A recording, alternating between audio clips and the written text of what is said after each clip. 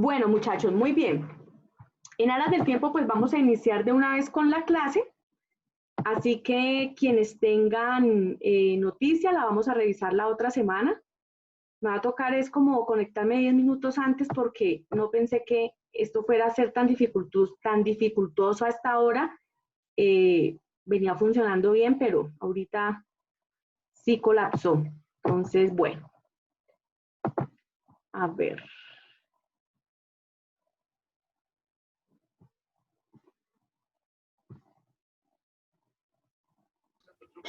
Muy bien, entonces vamos a dar inicio a la clase. La vez pasada, muchachos, habíamos hablado sobre la historia y sobre todo sobre la importancia de la historia como una ciencia social. Hoy ya vamos a entrar a hablar como tal sobre la historia de Colombia. Vamos a hablar sobre cómo inicia la independencia de nuestro país. Y pues vamos a hacer un recorrido histórico hasta la formación de los partidos políticos. Entonces, permítame en un momento, por favor, y ya comparto las diapositivas.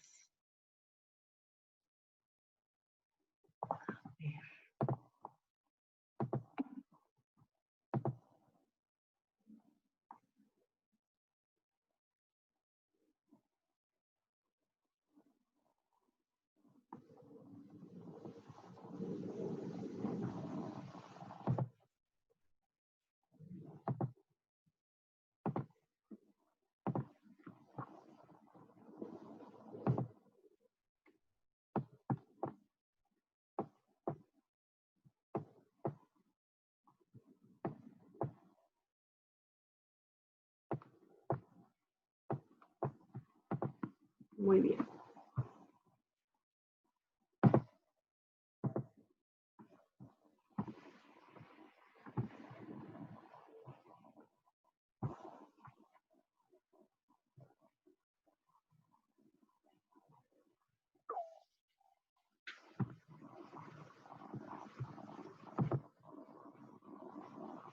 Por favor, ¿me confirman si están viendo las diapositivas? Sí, profe. Viendo la nación. Bueno, muy bien, así es. Bueno. Entonces, muchachos, en primer lugar hay que decir que nuestro país consolida su independencia porque ocurren varias cosas en el sistema internacional. En primer lugar, veníamos de la Revolución Francesa. Recordemos que la Revolución Francesa deja una era ilustrada de intelectuales y parte de la élite del virreinato de la Nueva Granada se ilustra en Francia. Empieza a ser consciente de que definitivamente el poder no puede devenir de Dios, que los gobernantes no pueden ser impuestos por la fe, sino que hay que someterse al voto y a una consulta popular.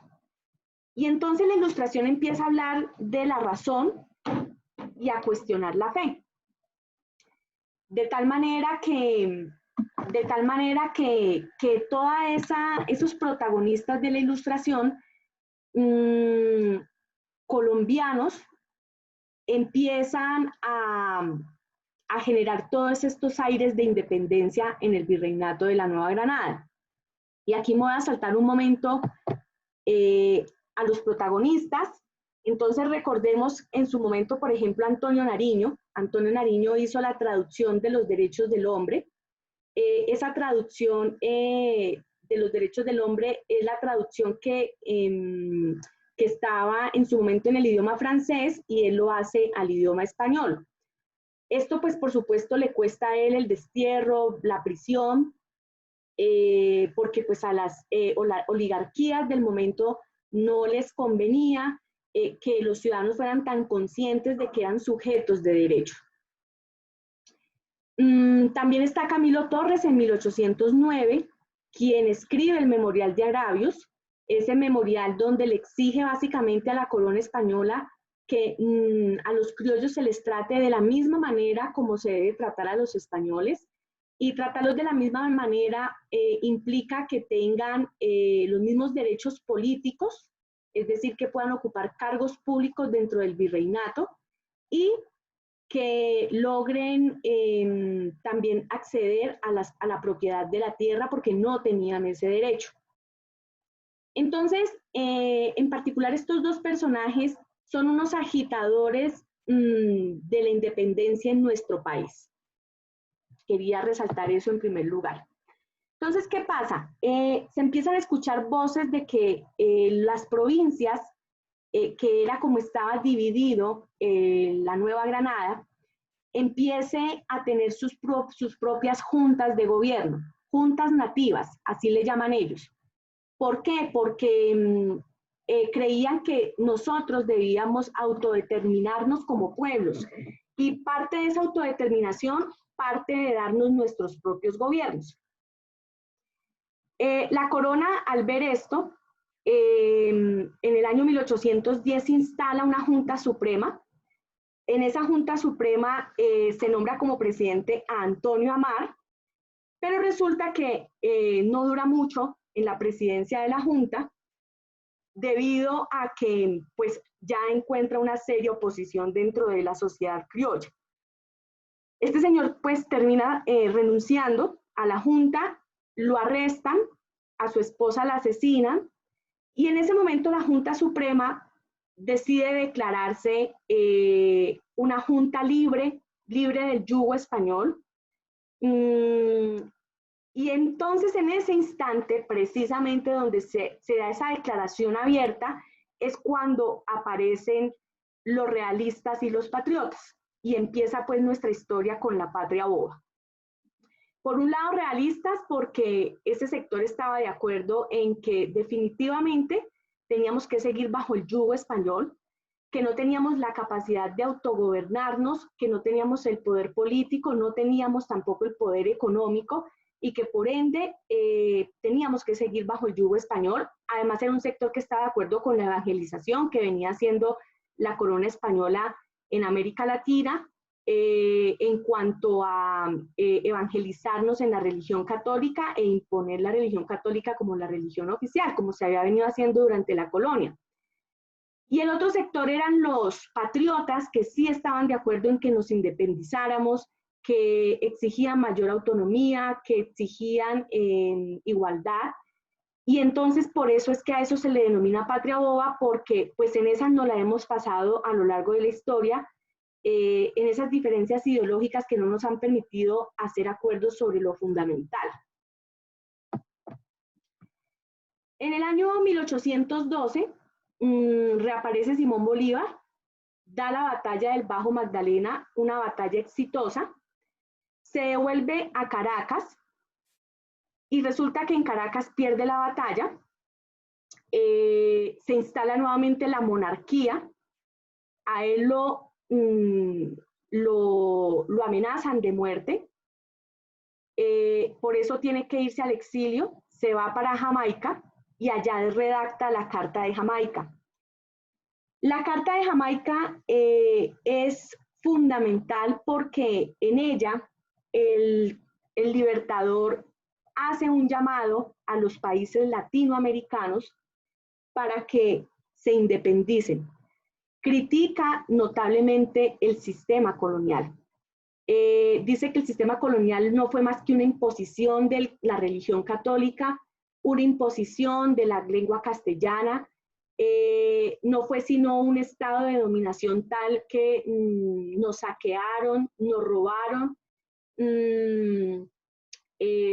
tentados siempre por los metales preciosos que tenían nuestros antepasados. Y entonces en medio de toda esa crítica al sistema colonial es cuando Simón Bolívar argumenta que definitivamente los países latinoamericanos pues tienen que independizarse de España, y hace ese llamado.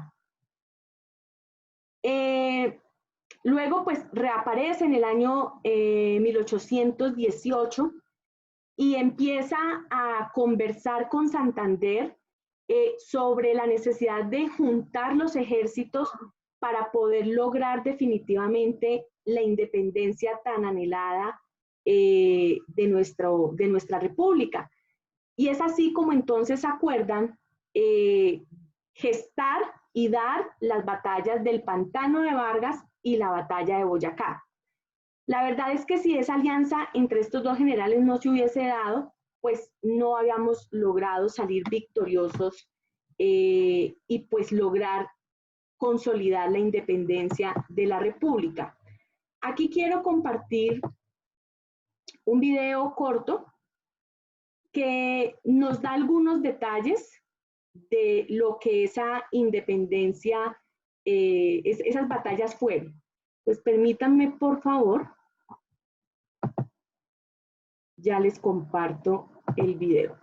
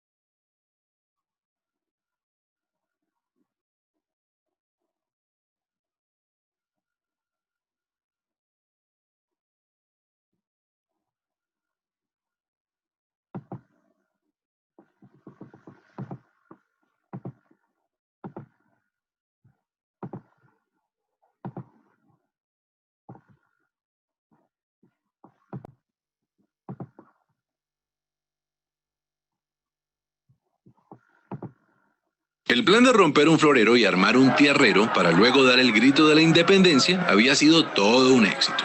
Pero la corona española no se iba a quedar así. Cuando Napoleón fracasó en su campaña y Fernando VII recuperó el trono de España, lo primero que hizo fue enviar a Pablo Morillo y al virrey Juan de Sámano a reconquistar América. Mientras tanto, los criollos no se ponían de acuerdo en cómo organizar la primera república. Había realistas y patriotas, y a su vez los patriotas se dividían entre centralistas y federalistas. Y en medio de esa discordia, llegó el contraataque español.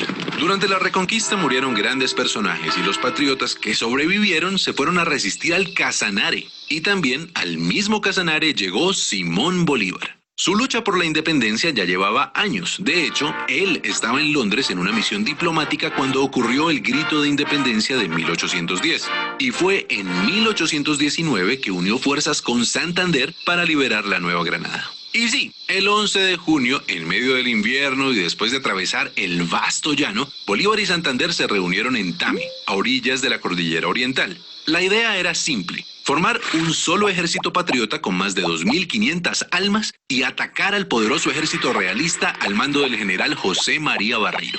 El plan era lo complicado. Había que llegar al centro del país sin ser vistos. Y para ello, la única opción era una odisea: escalar la Cordillera Oriental hasta el páramo de Pisba a 3.500 metros de altura. Eso sí, antes de emprender el ascenso había que tomarse un puesto de vigilancia en las Termópilas de Paya, la primera victoria. Por supuesto, ni el ejército ni los caballos estaban acostumbrados a escalar montañas y muchos murieron en los peñascos. Pero el heroico plan funcionó y el 5 de julio la vanguardia patriota alcanzó el poblado de Socha. Por suerte no había realistas por ahí. En cambio, la gente de Tunja vino a recibirlos con comida, mantas, ropas y cuanto pudieron ofrecerles. Y después de un merecido descanso comenzaron las batallas. El 11 de julio a la salida de Gámeza ocurrió el primer choque. Ambos ejércitos terminaron por replegarse, pero Barreiro notó la furia de los que antes llamaba andrajosos y empezó a defenderse de Bolívar, quien ganó la iniciativa a punta de astucia y conocimiento estratégico.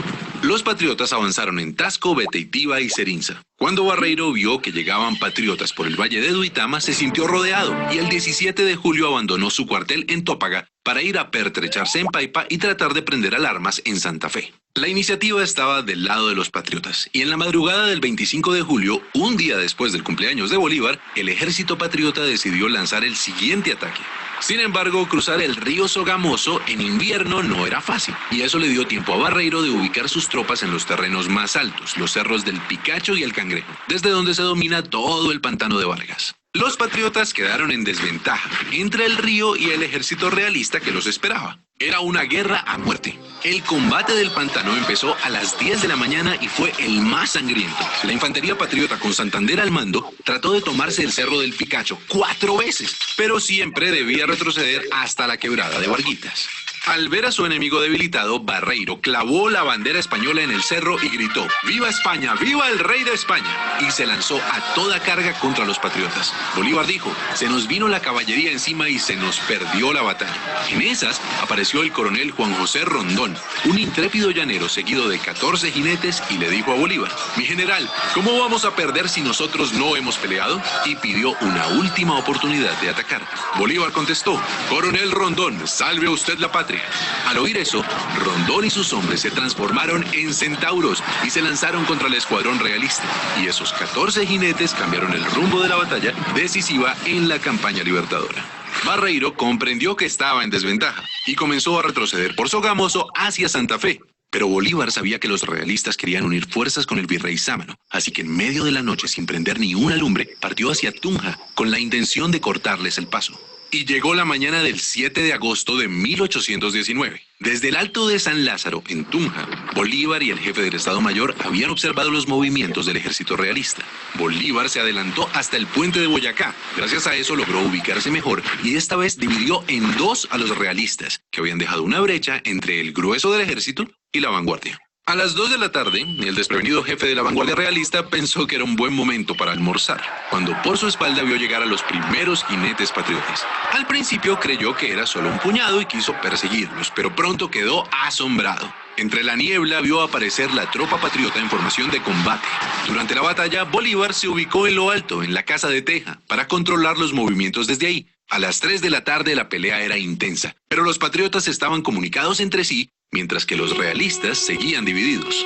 El general Santander hizo retroceder a la vanguardia realista hasta el otro lado del puente de Boyacá, donde los patriotas los esperaban. Y aunque el grueso del ejército de Barreiro atacó, otra vez Rondón y sus lanceros embistieron sin miedo, de frente y por el centro.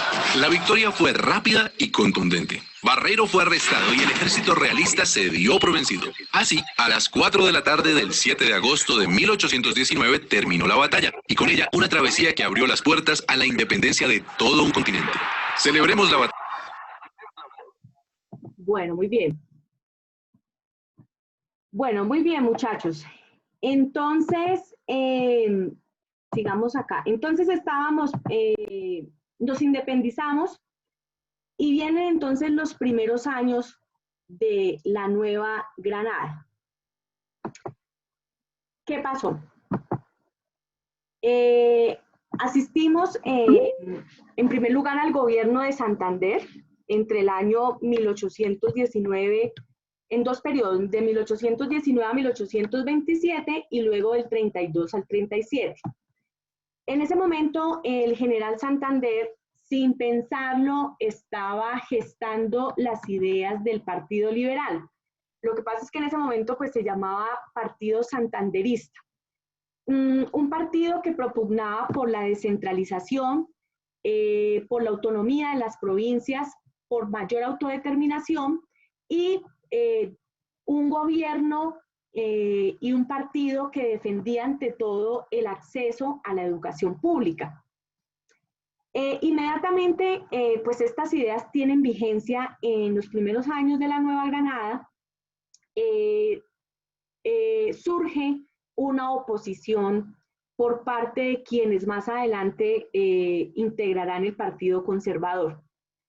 Y entonces, ¿qué pasaba con esa oposición? Pues estaban de acuerdo con la descentralización, ellos estaban de acuerdo era con la centralización, por ende eran los que privilegiaban y defendían el que estuviéramos bajo el yugo español. Ellos propendían por una religión, por una relación mucho más estrecha entre la religión y el Estado, cosa con la cual no comulgaba el general Santander. Y entonces, pues a raíz de todos esos choques ideológicos, es que se gesta en la Nueva Granada y posteriormente pues en nuestro país las guerras civiles que han tenido lugar.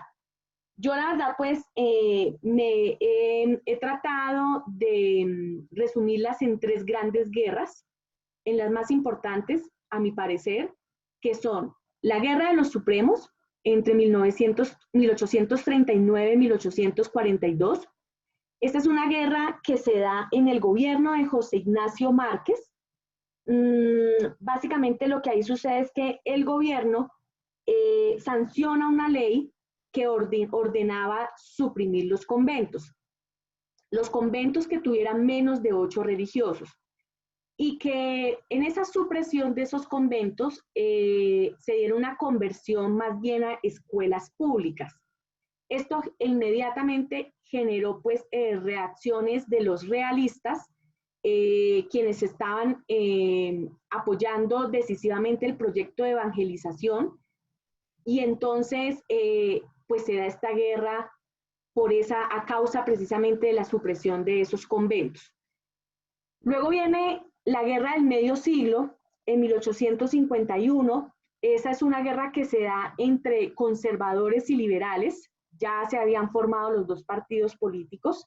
En el año 48 el Partido Liberal y en el año 49 el Partido Conservador. Esa Guerra del Medio Siglo tiene lugar entre los terratenientes conservadores y los liberales, por una ley que abolió la esclavitud. Para los conservadores era inaudito que se aboliera la esclavitud, porque es que ellos habían construido su plusvalía con ese sistema esclavista.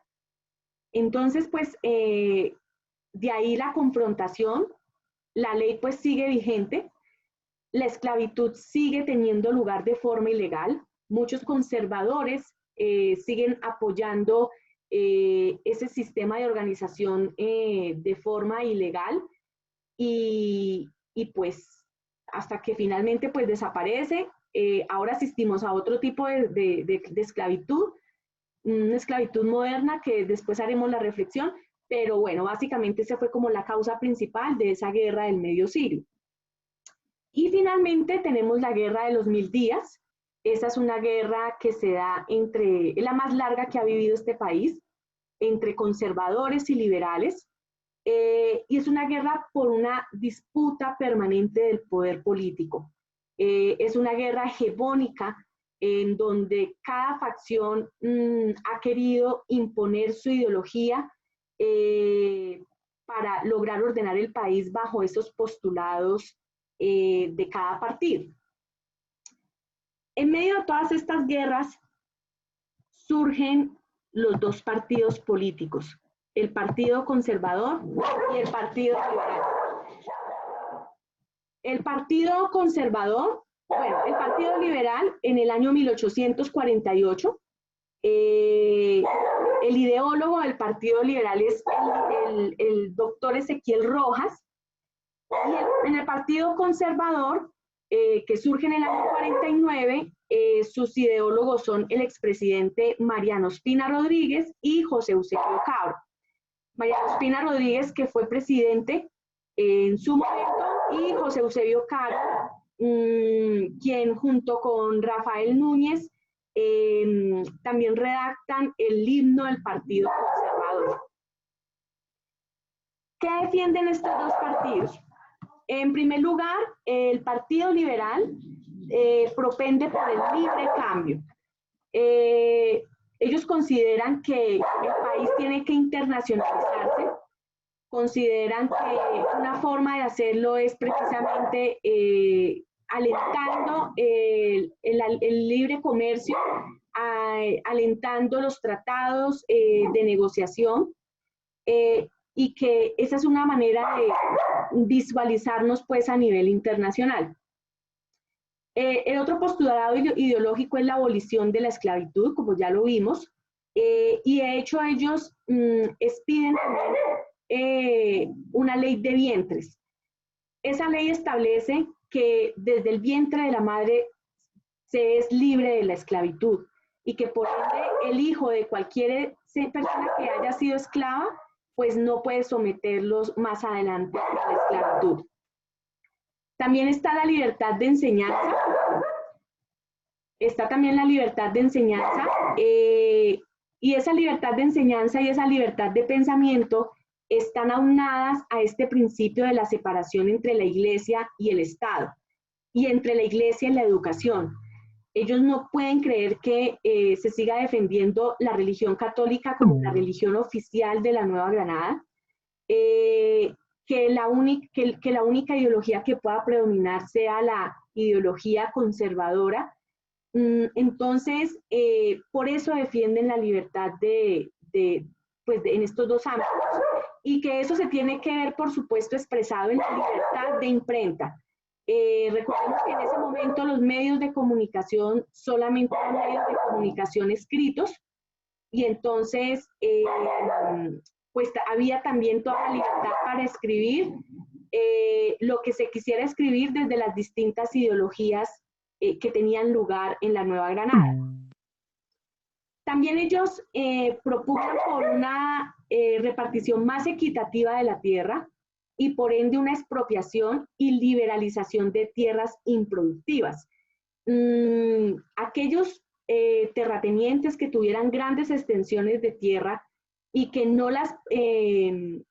tuvieran una vocación agrícola o ganadera y que eso generara empleo rural, pues para ellos eran improductivas y se merecían como tal la expropiación.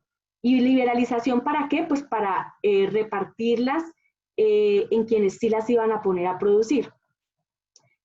También estaban de acuerdo en la aprobación del matrimonio civil. Para ellos el matrimonio católico no era la única opción. Y el divorcio tampoco era un pecado capital. El divorcio se consideraba como una situación que hace parte de las mismas relaciones humanas y pues que había que reconocer que eso sucedía y reglamentar también el divorcio. Entonces, esas eran como las posturas claves del Partido Liberal. Frente al Partido Conservador, ¿qué pensaron Miguel Antonio, José Eusebio Caro y Ospina? En primer lugar, hay una defensa del latifundio. Ellos sí son partidarios de que tiene que existir propiedad privada, así eso sea pues un latifundio y genere una clase terrateniente, porque tenían todo el derecho legítimo a poseer esa propiedad, porque es un derecho inalienable del ser humano. Ellos también son defensores de la relación muy estrecha entre el Estado y la educación, y el Estado entre el Estado y la Iglesia, y la educación y la Iglesia. Los conservadores son defensores del proyecto de evangelización de la religión católica y de ese proyecto de evangelización que lideró por muchos años la corona española. Por ende, para ellos es muy concebible que la religión oficial sea la religión católica y la moral religiosa sea la moral que acompañe a la sociedad de la naciente república. También consideran que no debe haber sufragio universal, que eso debe tener unas restricciones. ¿Qué tipo de restricciones? En primer lugar, se debe poseer cierto patrimonio económico para poder elegir, y se debe tener cierto grado de formación. Mínimo tienen que saber leer y escribir. Entonces, pues si uno une esos dos condicionantes, se da cuenta pues que los únicos que tendrían derecho a votar en ese momento serían la clase alta de la pirámide, porque pues eran los que tenían derecho a educarse y además tenían el patrimonio económico del que ellos hablaban. frente a como a los valores que defiende el partido, están en primer lugar el orden y la libertad. El orden y la libertad. Profe, disculpe una pregunta.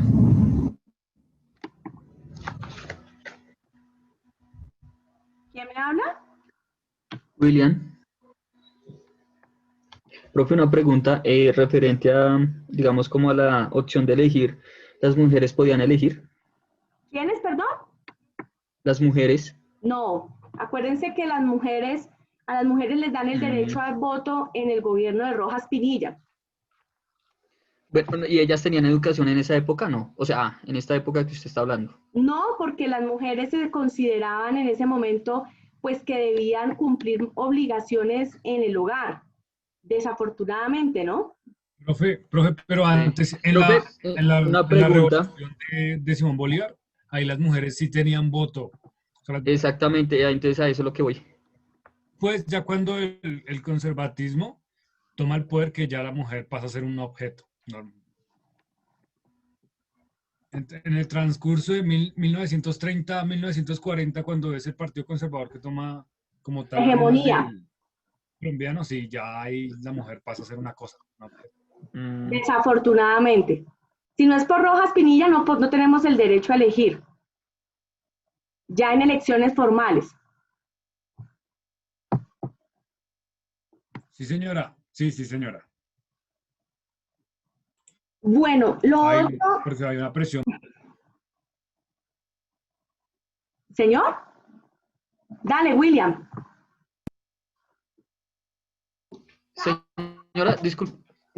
Señora, disculpe. No, es que no sé quién me estaba hablando porque como me interrumpieron, cuando vayan a tomar la palabra, porfa, levanten la mano y así le damos un orden a la discusión, ¿vale? Porque no sé quién me habló ahorita.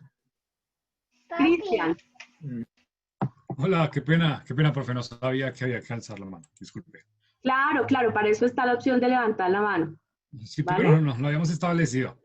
O sea, me refería a que el liberalismo en esa época de 1940 hace mucha presión para que las mujeres asuman, digamos, esa experticia de poder.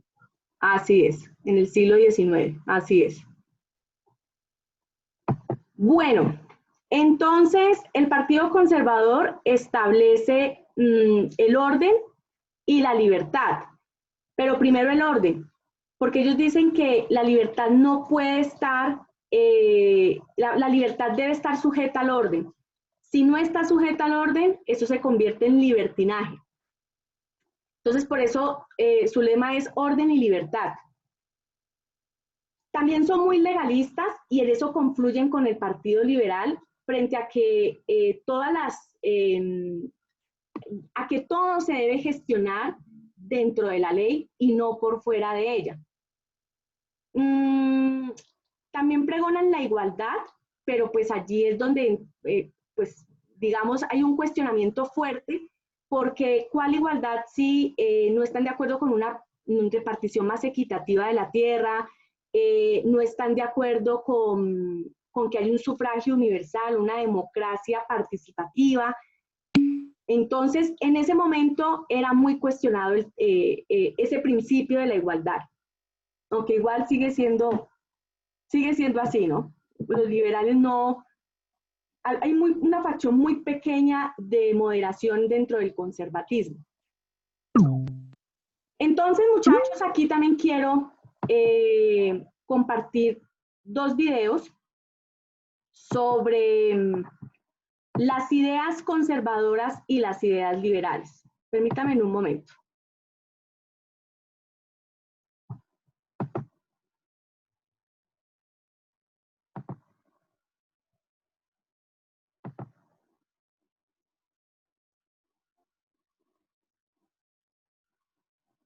Este es un espacio del partido.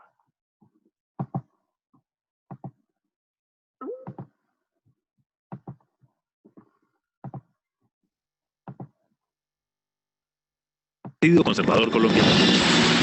Hoy, los orígenes del conservatismo colombiano. ¿Cuándo se creó el conservatismo colombiano? Hacia 1837 se conformó un movimiento político alrededor de la figura de José Ignacio de Márquez y fue conocido como los republicanos moderados. No existía un programa, pero se les reputaba como creyentes católicos, partidarios de la autoridad y del orden. En 1840 se inició una guerra civil que ayudó a perfilar a los futuros partidos. En 1843 se aprobó una constitución que sentó las bases de una república unitaria, con gobierno central fuerte, base de la estabilidad democrática.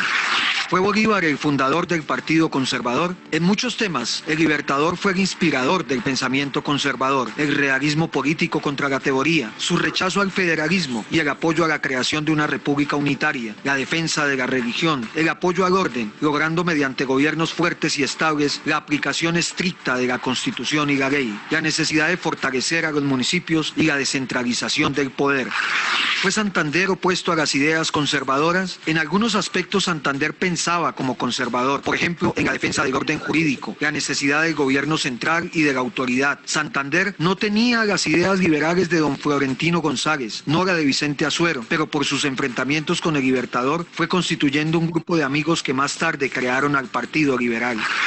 ¿Quiénes fundaron el Partido Conservador? Aun cuando ya existía un movimiento político que los enemigos denominaban los godos, no se había escrito un documento que resumiera el pensamiento de esa agrupación. Mariano Espina Rodríguez y José Eusebio Caro elaboraron un documento que denominaron Programa Conservador de 1849 y que apareció en el periódico La Civilización. Más que un programa, lo que ellos concibieron fue un verdadero manifiesto que contenía el ideario fundamental del conservatismo colombiano. Conservatismo colombiano. Bueno, y vamos a ver el Partido Liberal.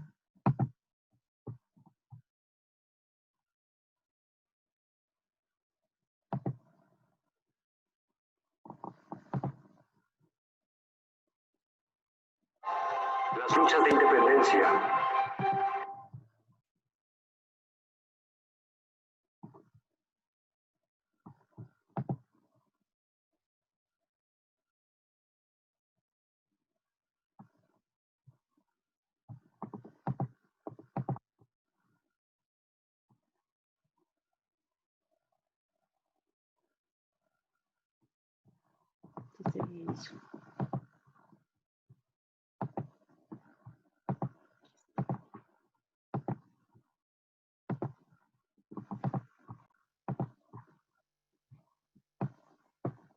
Las luchas de independencia, el reconocimiento del Estado, del sentimiento de patria, la defensa de la libertad, la búsqueda de oportunidades, de la preservación de la vida y la libre expresión, de la igualdad, la dignidad y el respeto, la creación de un país de todos y para todos, un país justo, pluralista y democrático. Queremos hacer de Colombia un rincón de libertad. La construcción de una nación trabajadora y progresista, que sabe reconocer líderes entre su pueblo, que busca rutas para el desarrollo, la recreación y la cultura. Una nación que le da la cara a sus miedos, que genera caminos para el crecimiento y la participación. La conservación de un espíritu libre. Liberales somos y liberales queremos seguir siendo. El que inspira y le da fuerza a las grandes conquistas de Colombia. Un espíritu rebelde y luchador. ¡Ni un paso atrás! Que cae y vuelve a levantarse. Que le apuesta a la renovación y al cambio. Fueron los que tenían que irse y llegaron los que tenían que estar. Un espíritu que es también un ideal, un principio, un equipo sólido, comprometido con la justicia social, la paz y la democracia. No aceptamos la violencia, creemos en la razón, en el derecho de nuestro pueblo a buscar su destino con la altura de la razón. En estas elecciones, elige. Bueno, entonces, básicamente, pues, quería mostrarles estos videos promocionales de cada partido, como para recrear también un poco la clase, porque sí se vuelve muy tedioso el tema de las diapositivas y, bueno, este monólogo también se vuelve hartísimo. Quería también decirles algo ahí antes de pasar a las constituciones. Este país ha perdido grandes líderes de un lado y del otro, ¿no? Han habido conservadores mucho más progresistas, como por ejemplo Álvaro Gómez Hurtado, quien no se parecía en nada al papá. Desafortunadamente, a él lo acompañó esa sombra de su padre hasta el último de sus días. Fue lo que no le permitió ser presidente de la República, pero Álvaro Gómez no era un hombre sectario, era un hombre muy democrático, muy defensor de los derechos humanos, era muy consciente que había que cambiar muchas cosas del régimen, muchos aspectos del régimen. Él, por ejemplo, era un defensor de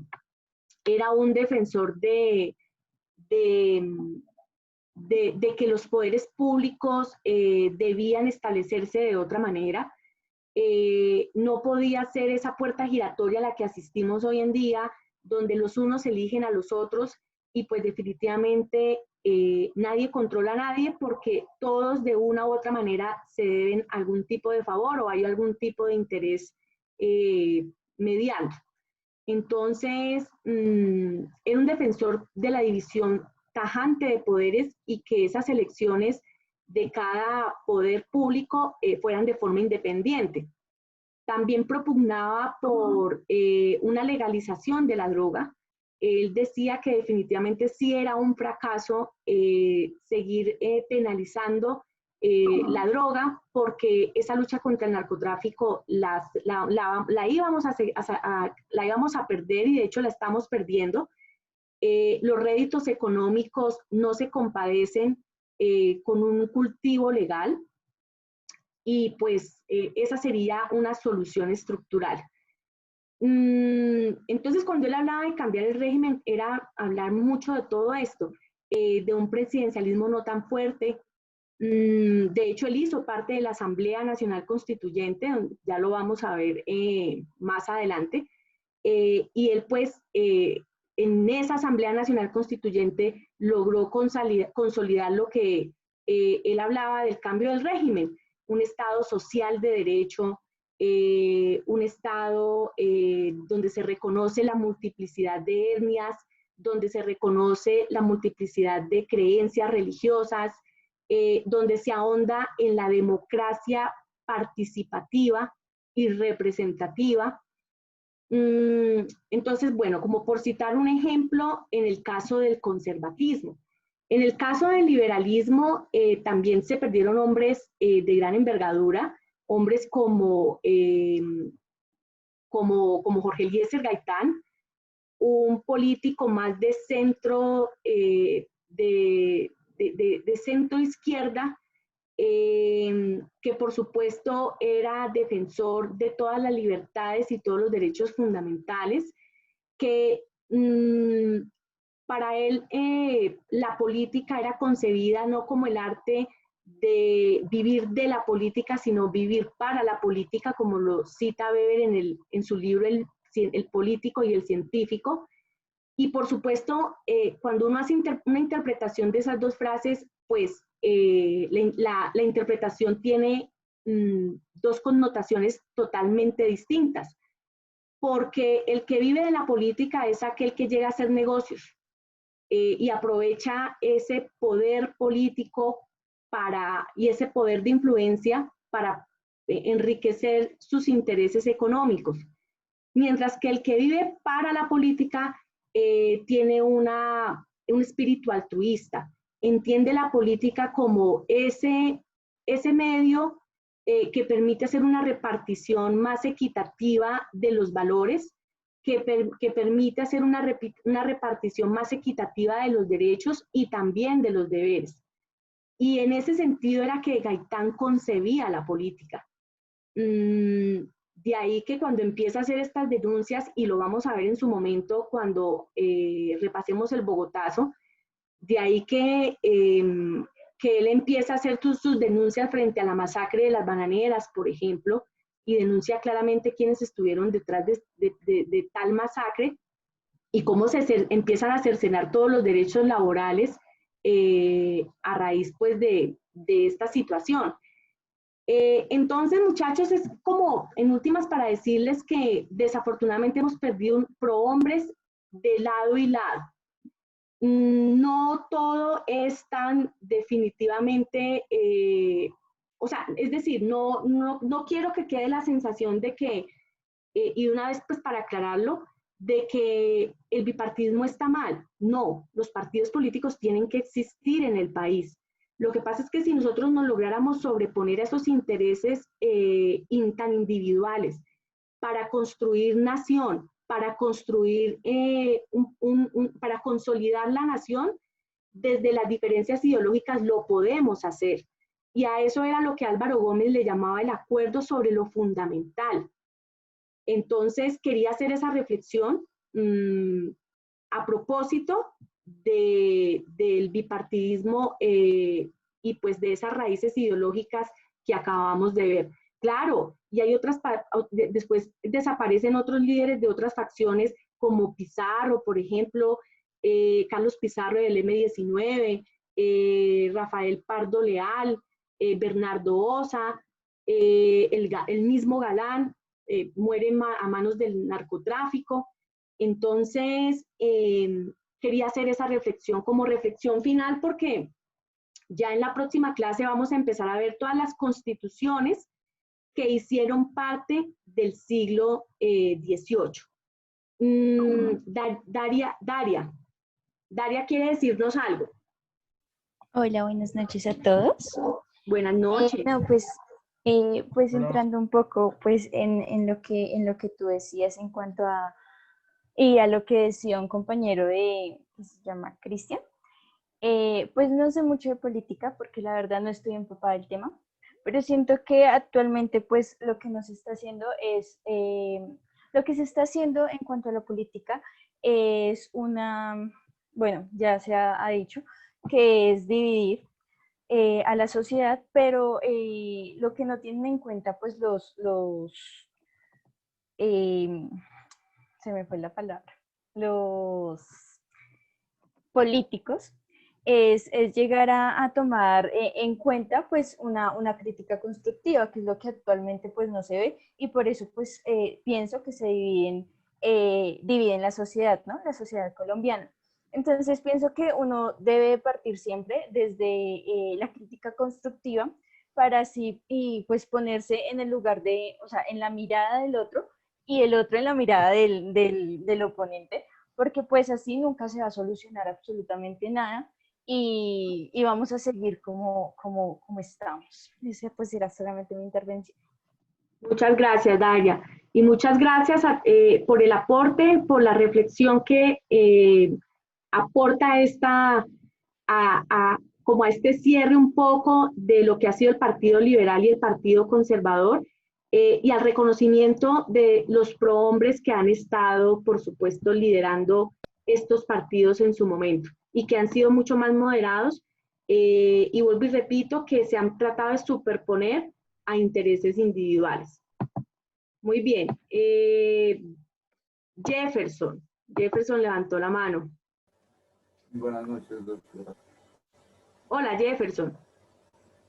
Bueno, no, pues quería hacer un aporte sobre el tema de que tú dijiste que los partidos políticos pues no son malos. Pero mira que a mí sí me parece que son malos. Porque ellos hacen es por temas de programas electorales.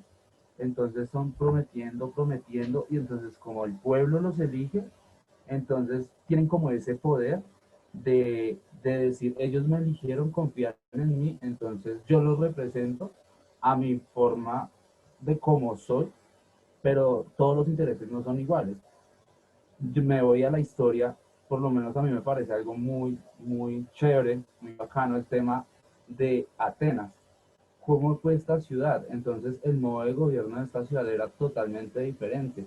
No era que elegían a los representantes, porque pues son representantes, sino que ellos autónomamente se inscribían como a un concurso en el cual ellos, se metían a un concurso para que el que más tuviera temas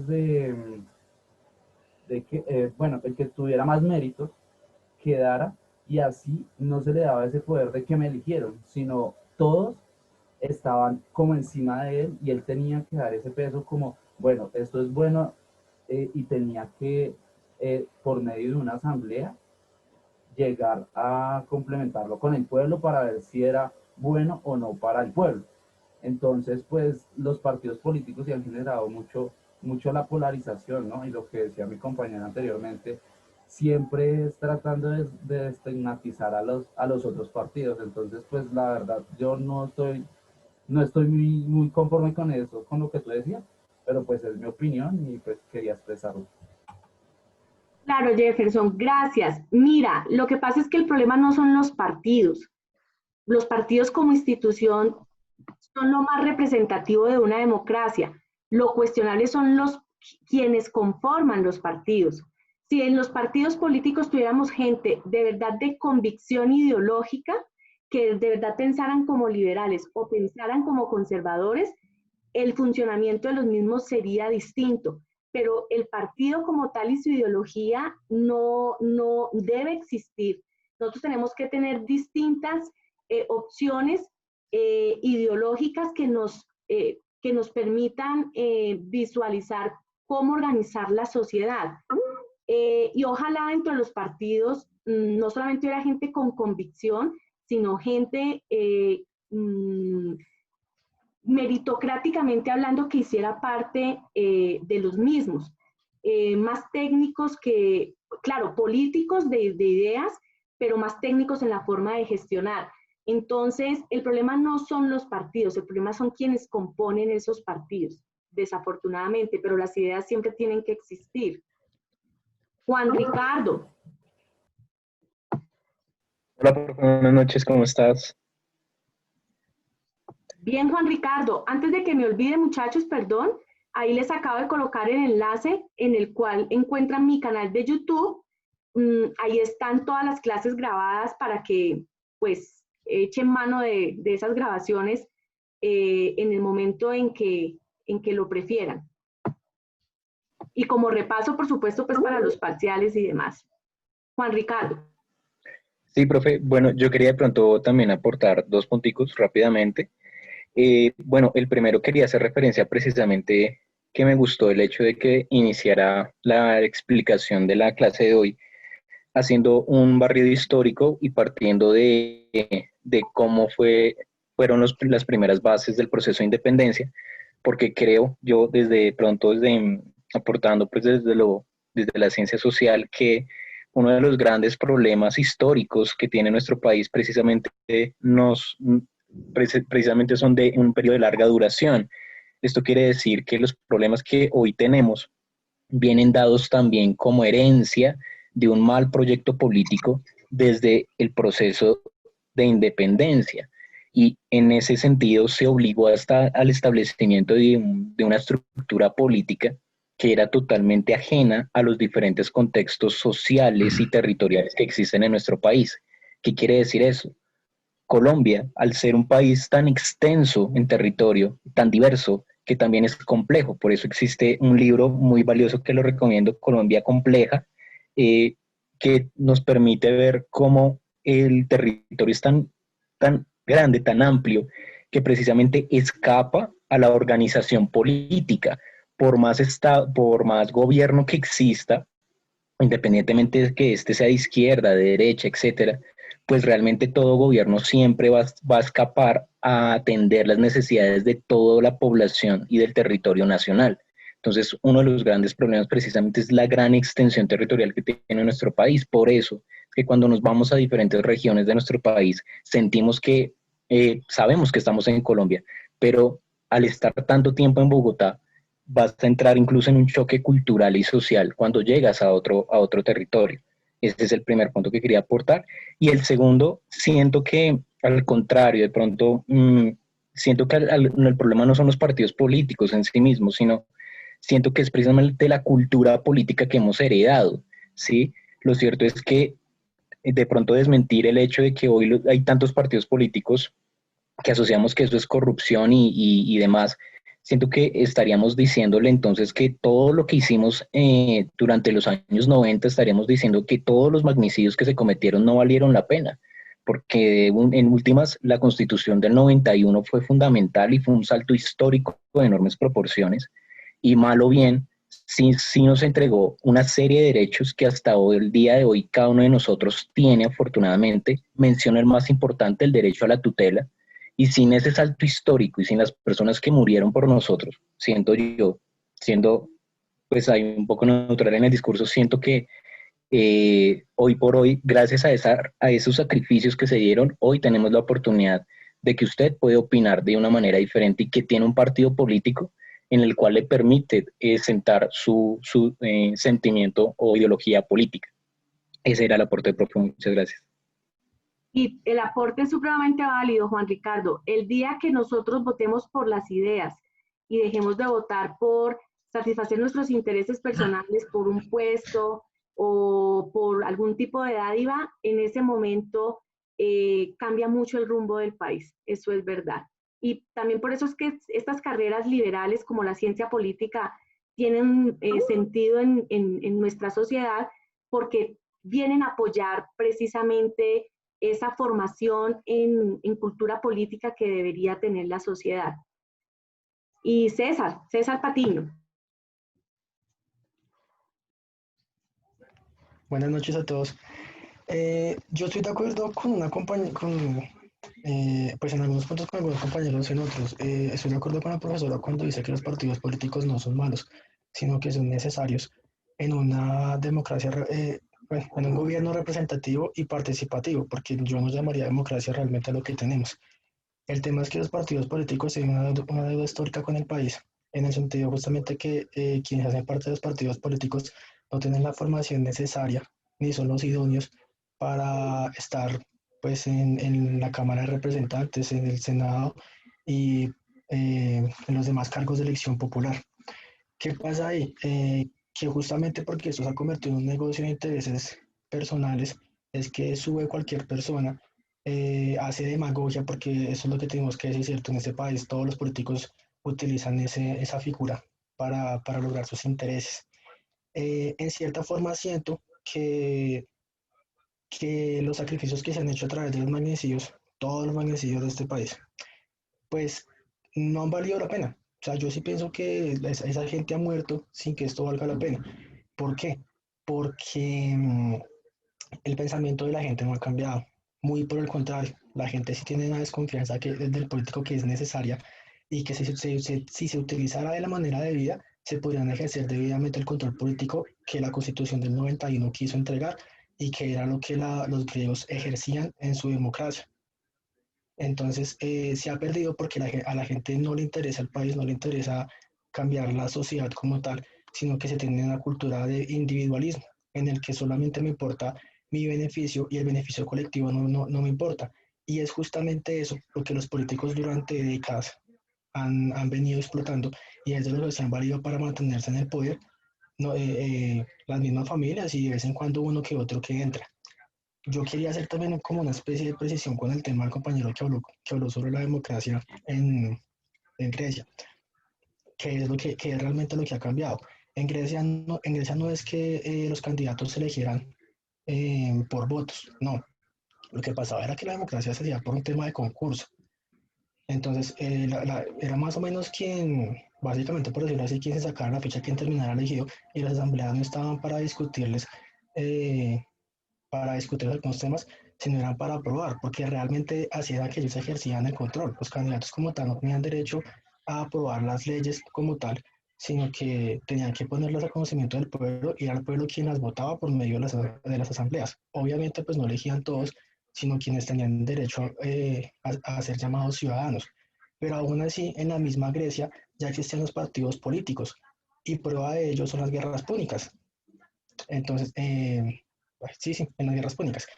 Entonces, que cuando se necesitaba apoyar, cuando se necesitaban enviar los ejércitos para apoyar a las demás ciudades-estado, se sometía a votación, y siempre estaban quienes estaban a favor de enviar el ejército, como quien no. Y ahí ya se generaba la discusión, porque cada uno de ellos tenía unos adeptos, Y básicamente ese es como el principio de los partidos políticos. Lo mismo que sucede acá, los partidos políticos históricos siempre han sido el Partido Liberal y el Partido Conservador. Se puede decir que los demás partidos han sido una especie de disidencia de esos partidos. Porque si vemos cómo llegaba al poder Álvaro Uribe Vélez en el 2002, Álvaro Uribe Vélez siempre fue un político liberal. Solamente que cuando no tuvo el apoyo para su candidatura presidencial, decidió salir como presidente y él se autoproclamaba como un neoliberalista. Algo así como lo que hizo también Luis Carlos Galán cuando fue candidato. Entonces digamos que esa misma concentración del poder la han tenido siempre los mismos partidos, pero vuelvo al tema, siempre hay una deuda histórica en la formación, pero ellos saben que como no se tiene una formación de la sociedad, pues esa falencia que ellos tienen, no hay necesidad para que ellos se formen y la suplan, porque no va a pasar. Y prueba de eso son las leyes de este país. Si nosotros nos ponemos a mirar las leyes de este país, están mal construidas, porque en su mayoría no van a la realidad social, sino simplemente es para el beneficio de unos sectores económicos, ejemplo la banca, y el ejemplo más claro han sido los decretos que se han sacado en la declaratoria de estado de emergencia, donde realmente la sociedad que la necesita, al grosso del pueblo no ha salido beneficiado por ellos, sino se ha beneficiado la banca. Entonces, en ese sentido, que hay que una deuda histórica. Tampoco creo que el problema es que Colombia tiene un territorio muy vasto. No, Colombia no es un país tan grande. Lo que pasa es que está mal organizado. Y está mal organizado es porque realmente la descentralización administrativa no se ha llevado como se tiene que llevar. Porque si pues, podríamos decir, oiga, hay un país demasiado grande como es Estados Unidos. Estados Unidos es creo que el cuarto país más grande del mundo, pero ese país políticamente funciona y funciona bien. Y no solamente porque sea un Estado federado, no, es porque los políticos están formados. El único descalabro que han tenido, se puede decir, fue ahorita con el tema de Donald Trump, pero él termina elegido por unos temas de economía que es cierto, el tipo de economía sabe, los estaba llevando a flote, pero se ve que estuvo mal elegido por la realidad social que están teniendo y eso se evidencia en las noticias de todos los días. Entonces yo pienso más bien que es un tema de organización y la deuda política de este país, pues ya todos conocemos las causas. Muchas gracias a César. Efectivamente es un tema de organización político-administrativa, es un tema de generar más competencias también en los departamentos y municipios, es un tema de ejemplo de la clase dirigente, es un tema de mitigar la corrupción para que efectivamente los recursos públicos lleguen a todo el territorio nacional. Entonces, son reformas estructurales, jurídicas, políticas, administrativas, que hace mucho rato pues tiene pendiente este país de hacer. Bueno, muchachos, entonces, si Dios quiere, nos vemos en 8 días. Nuevamente, muchas gracias a todos por su activísima participación, por todos los aportes que hacen a la clase. Y bueno, les deseo un muy buen fin de semana y un muy buen descanso. Un abrazo para todos. Profe, antes de que te vayas. Gracias, profe. Buenas noches. Hasta luego, Gracias, profe. profe. Que Qué esté bien, buena que clase. descanse. Gracias, profe. Gracias.